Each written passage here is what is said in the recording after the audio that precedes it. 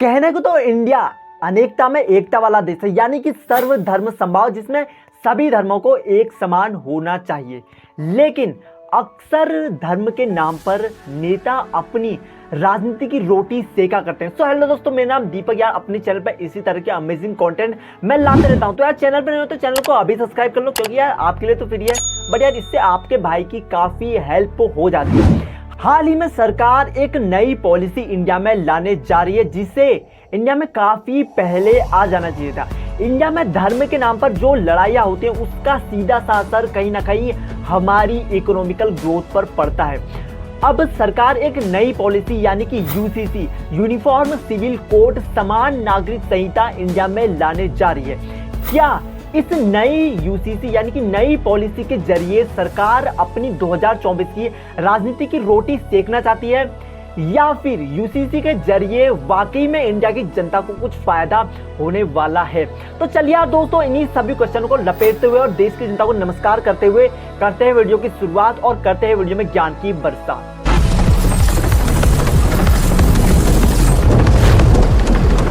अब यार एक सिंपल सा क्वेश्चन जो आपके माइंड में आ रहा होगा कि आखिरकार ये यूसीसी यूनिफॉर्म सिविल कोड है क्या? तो यार यूनिफॉर्म सिविल कोड एक लॉ है। इसका मतलब है देश के सभी नागरिकों के लिए एक जैसा कानून, चाहे वो किसी भी समुदाय, किसी भी धर्म, किसी भी जाति से बिलोंग करते हो।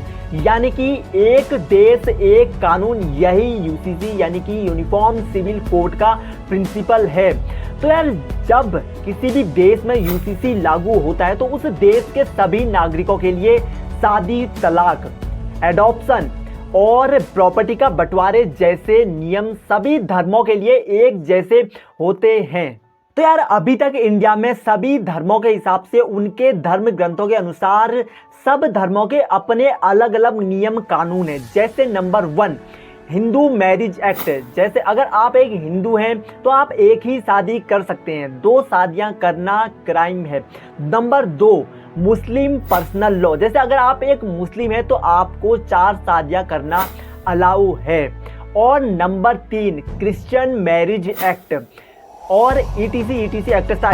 तो यार अब इंडिया की बात की जाए तो इंडिया में सरकार यूसीसी को इसलिए लाना चाहती है ताकि सभी धर्मों के अपने पर्सनल लॉज को खत्म कर दिया जाए और इसी के साथ सभी नागरिक के लिए एक ही कॉमन लॉ हो, यूसीसी, समान नागरिक संहिता, यूनिफॉर्म सिविल कोड। इससे क्या होगा कि सभी जो धर्मों के नाम पे सबकी जो अपनी राजनीति करते हैं, सारे नेता जो अपनी राजनीति की दाल गलाया करते हैं और सभी जो लड़ाइयाँ होती हैं, जैसा कि मैंने आपसे पहले ही कहा कि जो धर्म के नाम पर हमारे इंडिया में लड़ाइयाँ होती हैं, उससे कहीं ना कहीं हमारी इकोनॉमिकल ग्रोथ पर फर्क पड़ता है। तो अगर ये कानून इंडिया में आता है तो इससे कहीं ना कहीं बहुत बड़े मायने पे हम इंडियंस को फायदा होने वाला है। तो यार यूसीसी को लागू करने के लिए सरकार ने सबसे पहले जो है जनता से और सभी स्टेट गवर्नमेंट से उनकी अपनी राय मांगी है।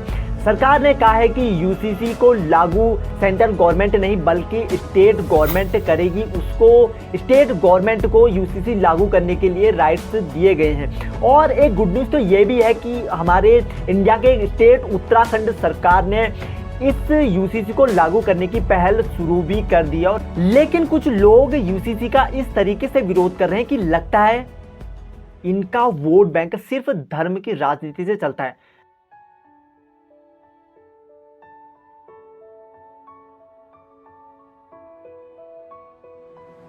जैसे इन लोगों को लगा कि यार हम यूसीसी के थप्पड़ की मार नहीं झेल पाएंगे, इन्होंने इसका खुलकर विरोध करना शुरू कर दिया।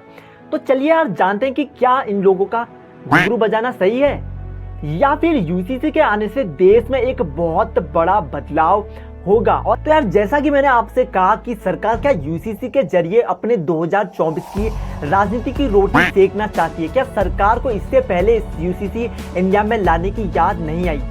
तो यार इससे ये मुझे पता नहीं कि सरकार को क्यों अभी याद आई। लेकिन अगर इतिहास में यूसीसी की मैं बात करूं तो उस समय की गवर्नमेंट भी यूसीसी को भारत में लाना चाहती थी।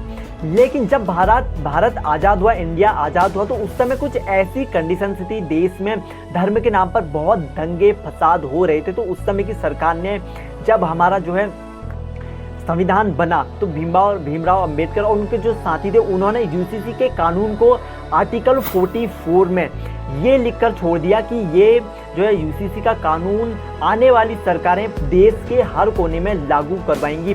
अब यार मोदी जी को अभी इसकी याद आई, उसकी बात मुझे पता नहीं है, लेकिन याद आई, चलो सही आई। अब वो इससे अपनी राजनीति की रोटी सेकें या कुछ भी करें, लेकिन यूसीसी कानून अगर इंडिया में आ गया तो इंडिया को बहुत बड़ा फायदा होने वाला है। इसकी ज़रूरत इंडिया में यूसीसी की ज़रूरत, यूसीसी के आने से सारे धर्मों, सारी संस्कृति, सारी जातियों, सारी प्रथाओं को एक ही छत के नीचे लाया जा सकता है।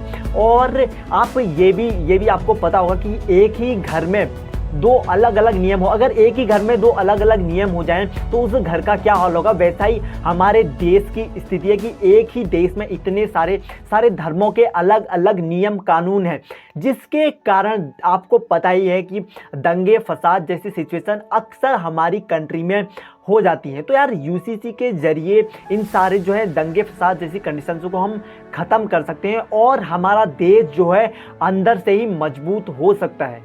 तो यार अब जानते हैं कि यूसीसी के इंडिया में आने से क्या बड़े बदलाव होने वाले हैं। तो यार इसका सबसे बड़ा फायदा इंडिया की महिलाओं को होने वाला है, यानी कि इंडिया की मुस्लिम महिलाओं को होने वाला है। मुस्लिम महिलाओं को उनका हक मिलेगा, जैसे पुरुष एक से ज़्यादा शादी कर सकता है, पुरुष की संपत्ति पर जो है बेटे का ही अधिकार होता है, और मुस्लिम महिलाओं की जो है शादी 15 से भी कम उम्र में करा दी जाती है। लेकिन यूसीसी के आने के बाद ऐसा कुछ भी नहीं होगा, महिलाओं को उनका पूरा हक मिलेगा। जो है पिता की संपत्ति पे लड़का लड़की दोनों का बराबर का हक होगा, और पुरुष जो है एक से ज़्यादा शादी नहीं कर सकता है। लड़की की जो शादी के कानून है, लड़की की जो शादी की उम्र है, वो कानून द्वारा तय की जाएगी, और ट्रिपल तलाक, 3 तलाक, 4 तलाक और तलाक जैसी सिचुएशन जो है देश से पूरी तरीके से ख़त्म हो जाएगी। ये है यूसीसी के इंडिया में आने से बदलाव। तो इसके अलावा यूसीसी के इंडिया में आने से सेक्स इक्वलिटी को बढ़ावा मिलेगा। जैसा कि पहले से ही इंडिया में देखा जाता है कि लड़का लड़की में अक्सर भेदभाव किया जाता है, लेकिन अब यूसीसी के आने से ऐसा कुछ भी नहीं होगा। लड़का लड़की की शादी की उम्र जो है एक फिक्स उम्र हो जाएगी। अब धर्मों के हिसाब से तो कुछ नहीं होगी शादी की उम्र, लेकिन यूसीसी के अकॉर्डिंग एक फिक्स शादी की उम्र लड़का और लड़की दोनों के लिए बराबर होगी। तो इसके अकॉर्डिंग सरकार चाहती है कि लड़की भी जो है एक हायर स्टडी तक पढ़ ले, जैसा कि लेकिन अभी आजकल पढ़ते हैं लड़कियां बहुत ज़्यादा अपना नाम रोशन कर रही है, देश का नाम रोशन कर रही है, लेकिन अभी भी देश में कई ऐसी जगह हैं जहां लड़कियों की कम उम्र में शादी हो जाती है और जो है उन्हें पढ़ाया लिखाया नहीं जाता। यूसीसी के आने से ये सारी चीज़ों को जड़ से ख़त्म किया जा सकता है, और यूसीसी के आने से जो है सारे नियमों, सारे धर्मों के लिए जो है नियम कानून एक जैसे हो जाएंगे, तो उनको समझना काफ़ी हद तक आसान हो जाएगा। और महिलाओं की जो स्थिति आज हमारे देश में है, कई हद तक स्थिति बहुत सही भी हो चुकी है, लेकिन फिर वही बात आ जाती है कि गांव तबकों में स्थिति अभी भी खराब है। तो उन चीज़ों को भी यूसीसी के जरिए सही किया जाता है। महिलाओं को एक समान अधिकार जो है यूसीसी के जरिए मिलेंगे। पर्सनल लॉ और रिलीजियस कानून के आधार पर जो है भेदभाव नहीं किया जाएगा, जैसा कि देश में केरला स्टोरी जैसी घटनाएं देखने को मिलती हैं और लव जिहाद जैसी घटनाएं अक्सर हमारे देश में होती रहती हैं, मामले खबरें आती रहती हैं। तो ये घटनाएं भी काफ़ी हद तक यूसीसी के जरिए कम की जा सकती है। तो बहुत इफेक्टिव पॉलिसी जो है इंडिया के लिए ये होने वाली है। तो अगर बात की जाए कि क्या यूसीसी इंडिया में पहले से ही है, तो यार इंडिया के एक राज्य गोवा में यूसीसी पहले से ही मौजूद है। यानी कि जब गोवा में सरकार बनी 1961 से, तो तब से ही यूसीसी गोवा में लागू है। और कुछ बड़े देश की, वर्ल्ड के बड़े देशों की बात की जाए, यूसीसी जैसे अभी है अमेरिका, सूडान, मलेशिया, यूरेशिया और इंडोनेशिया, इन सारे देशों में जो है यूसीसी अभी लागू है, क्योंकि ये वर्ल्ड के कुछ बड़े देश हैं जिन देशों में यूसीसी अभी लागू है। अब अगर सिंपल शब्दों में मैं आपको यूसीसी का मतलब बताऊं, तो यार यूसीसी किसी भी देश की एक बुनियाद होती है। जिस भी देश में यूसीसी होती है उस देश का भविष्य एकता, सुख, शांति की ओर अग्रसर होते रहता है और अपनी प्रगति करते रहता है। तो यार इस यूसीसी का कानून, यूसीसी का लॉ आपको कैसा लगा, आपकी इसके बारे में क्या राय है, आप मुझे कमेंट करके बता सकते हैं। और चैनल पर नहीं होता है चैनल को सब्सक्राइब कर दो। वीडियो आपको कैसे लगी तो वीडियो को लाइक कर दो। तो दोस्तों यार आज की वीडियो में इतना ही, तब तक के लिए हंसते रहो, मुस्कुराते रहो और खुशियां बांटते रहो। Bye bye.